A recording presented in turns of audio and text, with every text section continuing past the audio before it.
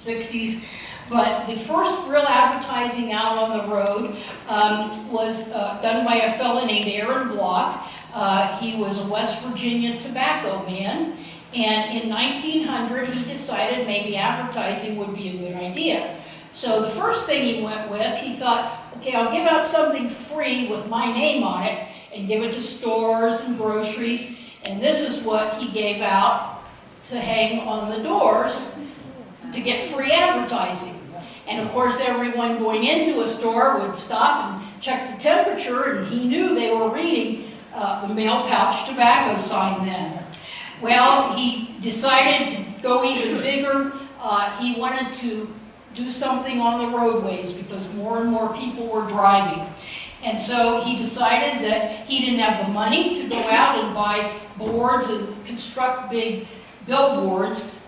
So he went to farmers and he'd make them a proposition. He'd say, you know, if I can paint one side of your barn, I promise I'll supply the paint and everything. I'll come back every couple years and repaint it. Not only that, I'll give you a year's supply of chewing tobacco. Well, they all signed on the dotted line when he said that. And so that was the birth of the male pouch tobacco barns.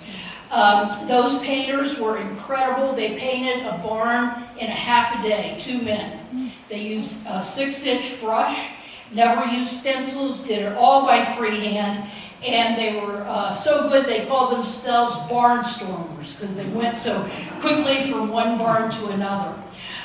Sometimes those male pouch signs even ended up somewhere besides on a barn. A family in Lancaster, Ohio, let them paint one of the signs on their house for the money, of course. And by the 30s, when airplanes were flying, sometimes they put them on the roof of the barn so the airplanes could see them as they went over. By 1969, Male Pouch discontinued that program of putting signs up along the road. That's because the Highway Beautification Act had passed. And to have signs on the road, you were given very high taxes and couldn't have certain kinds of billboards. And so they pretty much went the way of the buggy whip.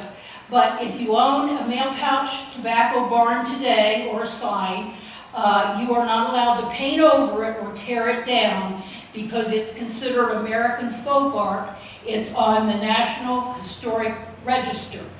So they're all protected, any of them that are still standing up today. But